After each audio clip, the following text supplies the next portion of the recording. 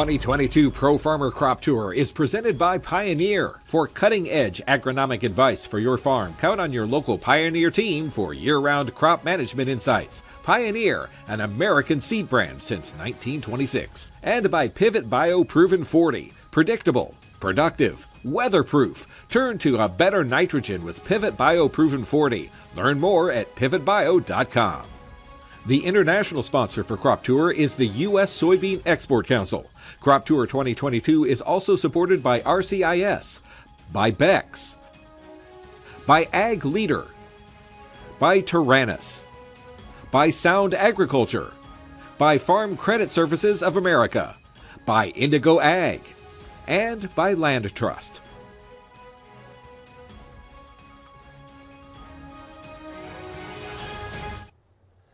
Hello and welcome to the 2022 Pro Farmer Crop Tour Live Results Show. I'm Clinton Griffiths, and this is our 30th year of the Crop Tour, and it's day one of the tour. Now, scouts in the East surveying Ohio, ending up in Indiana tonight. The Western leg surveying South Dakota, ending in Nebraska. You can see the crowd has gathered at both locations to hear more about what scouts found today, including those yield numbers. So let's get right to them.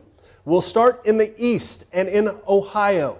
Tour leaders crunching the numbers, putting the state's corn yield at 174.17 bushels an acre. You can see that number there in the last row. Now, during the tour last year, that number was 185.06, down almost 6% year over year. USDA in its latest crop production report putting yields up at 190 bushels an acre. As for soybeans, remember this is formulated by pod counts in a 3 by 3 foot square. Scouts average counts coming in at 1,131.64. Last year's tour coming in at 1,195.37, so down more than 5%.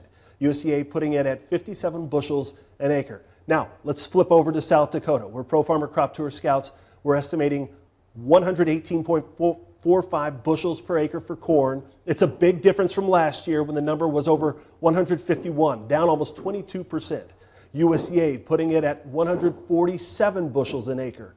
Moving on to soybeans, scouts counting 871.4 pods in a 3 by 3 foot square, well below last year's 996, so down more than 12% this year. USDA pegging at it 43 bushels per acre in their latest report. Now, let's bring in AgriTalk's Chip Flory, who's handling the western leg of the tour, and Pro Farmer editor Brian Grady there on the eastern leg. All right, guys, quick reaction to those numbers. I know we read them really quickly. We can go back and talk through them as we go. Brian, let's start with you. First reaction to what you saw today, obviously in Ohio. Quite a bit of variability, Clinton. It just wasn't the uniform crop that we saw in Ohio last year that produced the record yield. And I think that that's the biggest thing. The grain length is the issue. The ear counts are down a little bit, but not nearly the amount that the grain length is. Yeah, let's bring that slide up. And I know, Chip, you've got some questions about what Brian saw along that leg of the tour. What numbers stand out to you? When I look at Ohio, I think Brian is right on it. We're talking about the grain length was the big issue.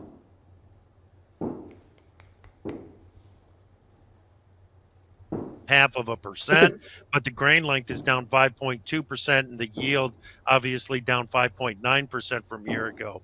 But Brian, did you see any indication of the early season issues that they had in the Eastern Belt? And what I mean by that, skips in a row, uneven emergence, anything like that?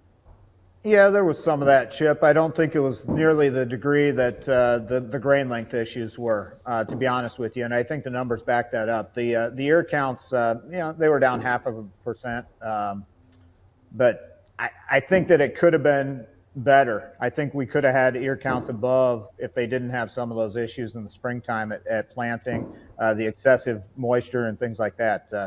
So I think you would have seen bigger ear counts if that wasn't the case. As we see that you spent some time in these fields, Brian, how did the fields look? Were they pretty good shape? What did the health of the plants look like? Well, some were. Some had some issues, and so it was, more of that variability. And probably not a surprise. I'd talked to some farmers out here, and they'd indicated that that's what we would see, and that's what we saw when we got into the field. So most of the fields were in pretty decent shape, to be honest with you. Didn't see a whole lot of issues that were major. Some of them were a little bit, yellow. They showed some nitrogen leaching and those types of things.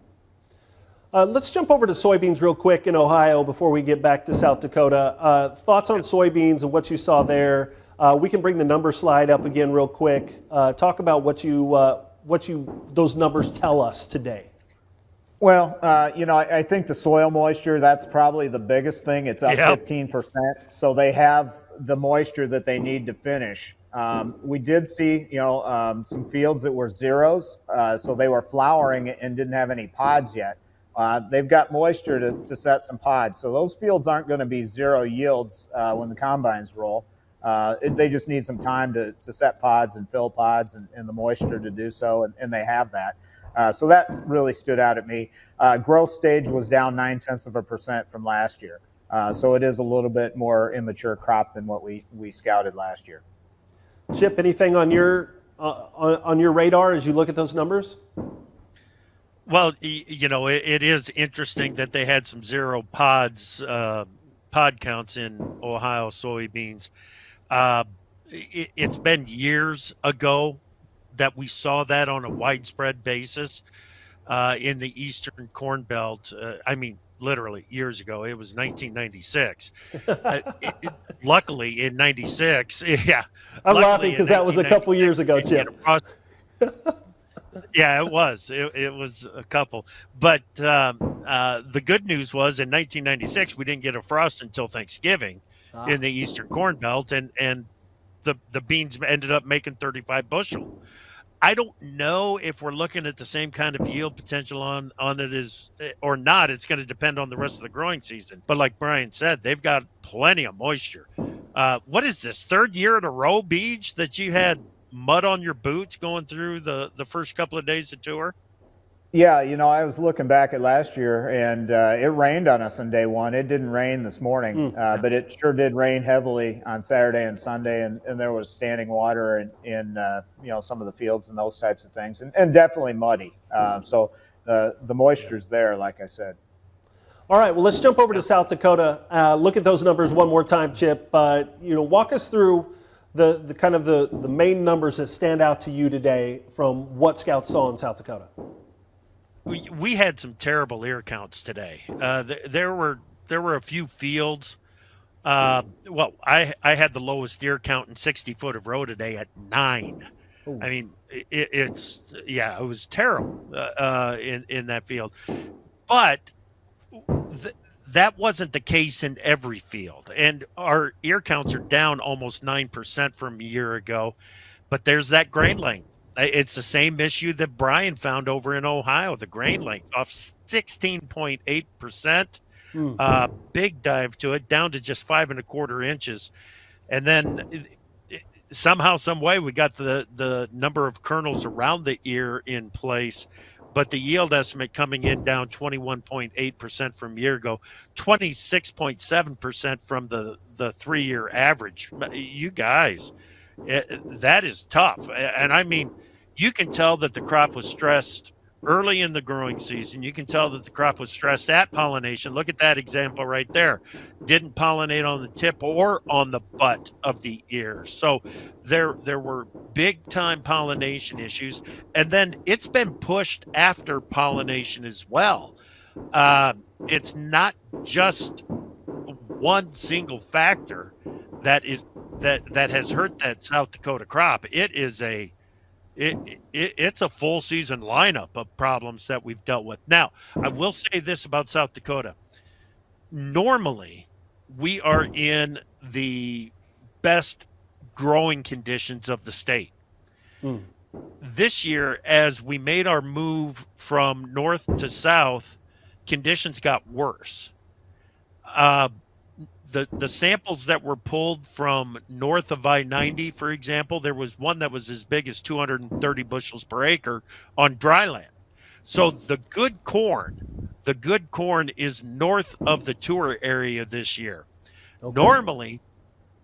Normally that's the area that's pulling South Dakota down. This year, that's the area that's going to pull South Dakota back up some. I don't think it's going to be off as much as indicated by that 21.8% drop, but it's off. There's no doubt in my mind. And then when it comes to the stress on the soybeans, you guys, Yeah, let's talk about the soybean numbers here. We'll go ahead and pop those up.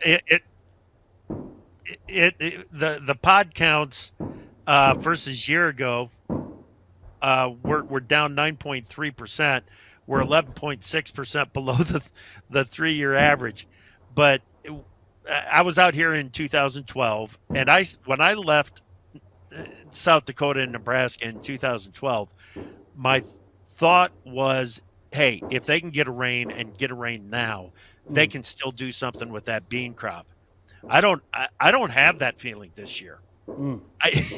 What we looked at a really, really tough bean crop out there that what's there is there. We're not going to be adding any more pods. That's not going to happen. But it has picked up some rain, and the pods are starting to fill. But boy, you guys, if they get a rain tonight, there's going to be some dead wet beans, and that's about it. Yeah. Well, I'm going to bring you both back here in just a second. Thank you for walking us through those numbers. We're going to talk about tomorrow. But first, how did Pro Farmer arrive at these numbers today? Well, Farm Journal followed some scouts along, including both of these guys, on both legs of the tour. Let's start out in the east. Michelle Rook, as she traveled the tour in Ohio, reports while the crop looks good, some issues may be shaving some of that yield potential. Crop scouts here in Ohio are finding a respectable crop in their surveys. It just may not be the bumper crop that they saw in 2021. Fields are still wet this morning after some rains over the weekend in Ohio, which should benefit especially the soybean crop. But Pro Farmer's Brian Grady says early pod counts will make it difficult to top 2021, which averaged 1,195 pods. They've been about average, I would say, for this area in Ohio from what we've seen. Not super heavily potted, but decent pod counts. Central Ohio farmer Josh Yoder says they had too many early season issues with soybeans, including late planting, replanting, and water damage. That also brought some late season disease damage. We had Phytophthora in our area in July. And so reaching the record 57 bushel per acre yield USDA estimated for soybeans in Ohio in the August WASDE may be a heavy lift. I think both for us and in general, I would expect a fairly average year. I'm not necessarily expecting a bumper crop because we've had some challenges. There's a lot of variability in both soybeans and corn. Unlike 2021, when corn yield averaged 185 bushels per acre, 16 bushels above the 3-year average, and the best crop Grady had ever seen. This is probably maybe a little bit better than a typical Ohio crop would be from my small sample size, but not what last year was. Yoder says their corn APH is around 200 bushels, but he thinks they'll have fields above and below that. We're going to have some relatively low yields on fields that don't have very good drainage, but I would expect well-tiled drain fields early to mid 200s. And that variability may be just one of the reasons why USDA has corn yields down 3 bushels from last year at 190 bushels per acre for corn in Ohio. I'm Michelle Rook. Now in the West, scouts got their first look at the impact drought is having on the crops as they travel from South Dakota into Nebraska. With more than 2/3 of the Cornhusker state in drought, Farm Journal's Tyne Morgan went along. Well, Clinton, scouts on the western leg of Pro Farmer Crop Tour this year knew that they would see signs of stress as well as dryness. But day one of the crop tour for the West can be summed up in one word, according to scouts: disappointing. And this corn crop, I think, has felt a lot of stress from day one. Chip Flory has been on the Pro Farmer Crop Tour for 30 years. When you come up here and you get into an area where the planting date wasn't anything spectacular, it was a little bit late, and we've got corn that is denting, it means that it's been pushed. And this year, southeast South Dakota shows a corn crop that struggled from the start. And then the heat that we had during pollination is showing up in some of the ears that we've sampled. because of some shotgun pollination, not getting pollinated on the butt of the ear or on the tip of the ear. He says this crop was also stressed post-pollination, with scouts seeing small kernels that will take a bite out of South Dakota's final yielding areas. So a 100 bushel corn yield calculated might end up being 85 or an 80 because of a reduced kernel size. So it's a crop that has experienced several stress periods in the 22 growing season. As Florey's route traveled south of Sioux Falls and into Nebraska, it produced an average South Dakota yield of below 100 bushels per acre for corn. We're in the early dent, maybe even mid-dent stage on the samples that I've seen. We shouldn't be there. We should be in the mid to late dough on this crop, but it's been pushed post-pollination. Soybeans that seem to show more potential. Well, the good news out of South Dakota is that there's a bean crop up here. The bad news is maybe it's not as spiffy as what we would like to see. But late planting combined with some heat stress means South Dakota's soybean crop is also far from perfect. Now, Clinton, similar issues are showing up as scouts are getting into Nebraska. So as they trek through those fields and dig deeper into Nebraska's crop, we will have a first-hand look at that tomorrow morning on Ag Day. All right, thank you, Tyne and Michelle. Now, Chip, Brian, let's talk about tomorrow. Give me your, and Chip, I'll have you start. What's the one thing you want to see or learn from Brian's leg of the tour out east? From Brian's leg of the tour, as they wrap up in Indiana tomorrow, again, I think it's more of the same. How much of the early season issues are showing up at this point in the growing season? And I'm interested in that grain length. I'm trying to come up with the exact reason why the grain length is down from a year ago, and I'm having a little bit of difficulty doing that. So that's a trend that I'm going to be watching for tomorrow. And Brian, what about for you? What's something you're hoping to learn from the West? Well, obviously there's issues in southeast South Dakota. I'm assuming that carried forward into Nebraska, especially in the dryland crop. What did the irrigated crop do this year? Did it do enough to pull up enough to make it a respectable crop, or is it just really poor across the entire state, dryland and irrigated? Overall, first day, what do you guys think? Chip, reaction? How would you sum it up? Tyne used the right word. I was disappointed with what I saw. I knew that we were going to see a crop that was under stress. But this year, I think, is showing us that corn is not bulletproof and that weather does matter when it comes to growing a corn crop. Brian, how would you sum it up? Well, we didn't figure that the corn crop out here anyway was going to be as big as what last year was. Last year was just so uniform and really good crop, the best ever. So it probably was just a tad bit disappointing, but about what we expected, I think, out of the state. All right, thank you both. We're going to let you go so you can get back to the room and talk with all the people there waiting to hear more and have a more in-depth conversation. Sure appreciate you joining us tonight.